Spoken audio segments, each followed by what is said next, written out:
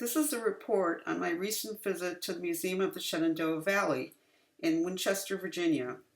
Its mission is to preserve and enrich the cultural life and heritage of the valley. This is a view of the museum building, and this is another view.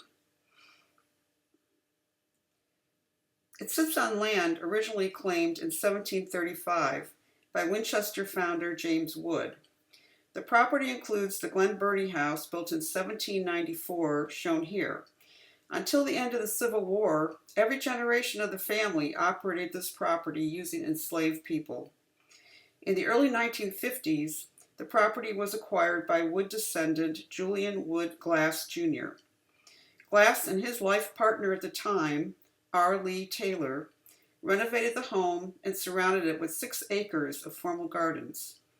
After Glass's death, and as a condition of his will, the house and gardens were opened to the public in 1997. In 2005, the 50,000 square foot museum was added to share Glass's collections with the public and to create a space where the art, history, and culture of the valley could be interpreted. At 214 acres, the museum's landscape is the largest green space in Winchester. Besides the buildings, there is a lovely garden shown in lilac on this map, and there is a very nice paved walking path about 2 miles long, shown as the solid blue line on the map. There are also some artwork stationed along this path. All these great features make it hard to do everything that's available there in just one day. So one of the 3 major exhibits on now is Jacob Lawrence, 3 series of prints. It will be on display in the museum building until August 3rd, 2025. Jacob Lawrence, shown on the right in this photo, was born in Atlantic City, New Jersey in 1917. At age 13, his family moved to New York's Harlem neighborhood. Lawrence studied art and he worked in New York City teaching at numerous schools. During his career, he received numerous awards and honors. His work has been the subject of several major retrospectives that have traveled nationally. In 1941, he became the first African-American artist included in the permanent collection of the Museum of Modern Art in New York, where he had a one-man exhibition in 1944. In 1971, he accepted a full-time faculty appointment at the University of Washington in Seattle. Since publishing his first print in 1963, Lawrence produced a body of prints that is both dramatic and personal, incorporating lessons of history and his own experience. He created images that present a vision of a common struggle toward unity and equality. This exhibition features prints created between 1983 and his death in Seattle, Washington in 2000. So following are just a few examples of works in this exhibition. The first series of silk screen prints, completed between 1993 and 1997, are based on 41 tempera paintings, which were completed in 1938. The series is named after Toussaint Louverture, depicted here in this print from 1986. He was a leader in the Haitian Revolution, a statesman and military genius. Esteemed by the Spaniards, feared by the English, dreaded by the French, hated by the planters, and reverenced by the blacks. Born a slave, he rose to become commander-in-chief of the Revolutionary Army. In 1800, he coordinated the effort to draw up Haiti's first democratic constitution. However, in 1802, before the republic was firmly established, he was arrested by Napoleon Bonaparte's troops and sent to Paris, where he was imprisoned and sadly died the following year. In 1804, Haiti became the first black Western republic. So this example of the prints in this series, it's called The Opener.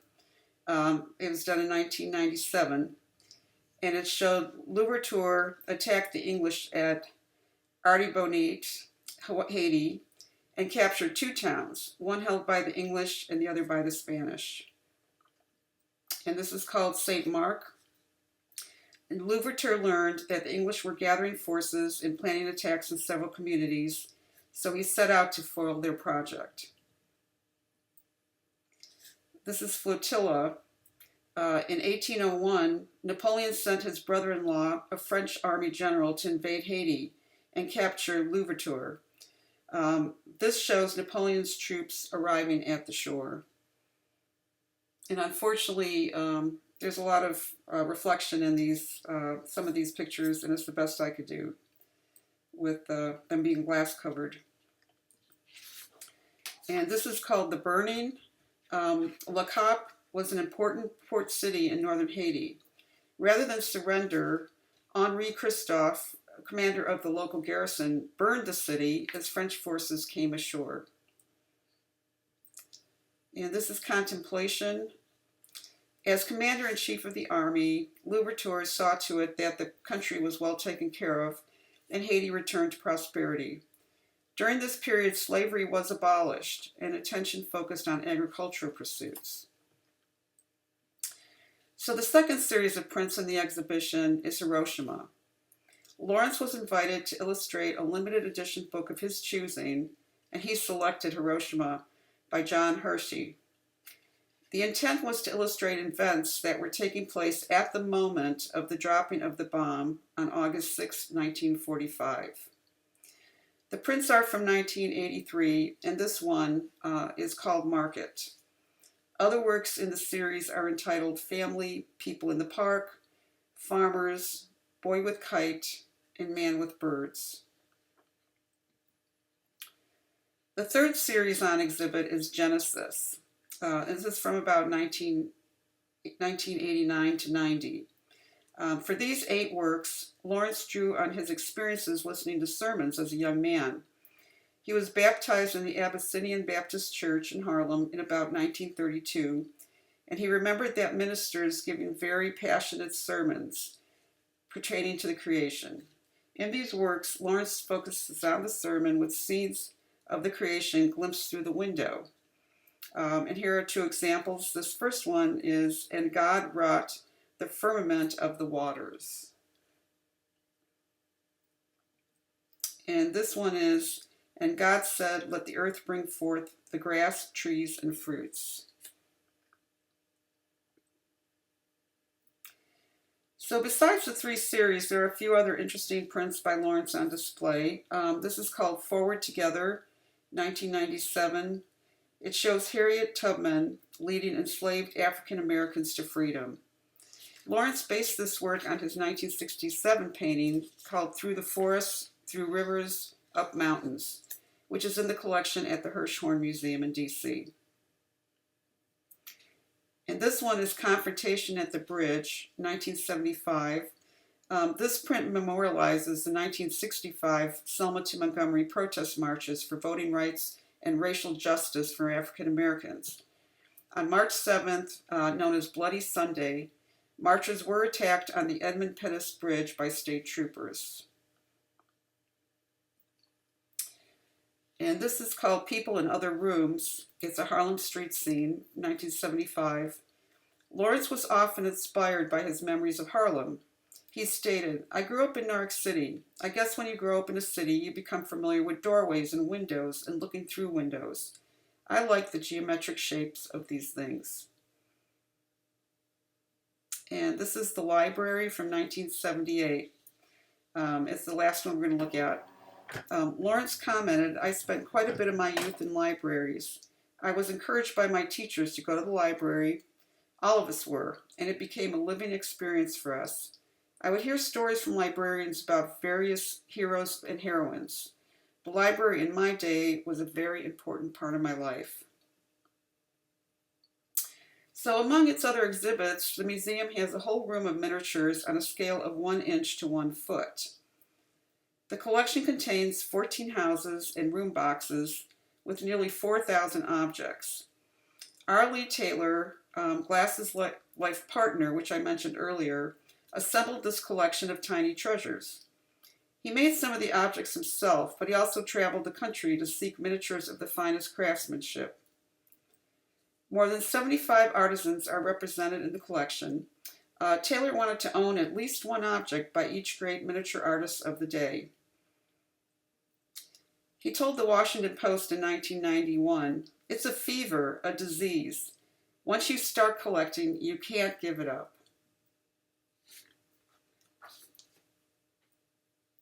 So as mentioned earlier, Taylor came to Winchester, Virginia in the 1950s to help Julian Wood Glass, Jr. renovate and refurbish the Glen Burnie house. Over the rest of his life, he focused on creating the 6 acres of gardens that surround the home. The featured exhibition in the garden right now is Scraposaurs, which is on until October 19th. The sculptures are by Minnesota artist Dale Lewis. Lewis is passionate about recycling and art. Over the past decade, he has created more than 150 large-scale sculptures using scrap metal and found objects. When asked about his passion, Dale says, "My hobby has become my full-time obsession. There's no turning back now. This is what I want to do when I grow up." So this sculpture is called Little Susie, and it's based on the famous T-Rex fossil named Sue, which is at the Field Museum in Chicago. And here's a close-up of Little Susie, showing you the clever metalwork and found object use. This is musk ox mom and calf. So musk ox are successful survivors of the Ice Age. They have shaggy fur coats for adapting to ice and snowy conditions. Many of the scrap, this is made of scrap steel covered with salvaged steel banding for hair. And this one is dragonflies from the Carnivorous period. So about 300 million years ago, the ancestors of our current dragonflies had wingspans of over 2 feet. And this is my husband with his new friend, Stanley the Stegosaurus, from the Jurassic period.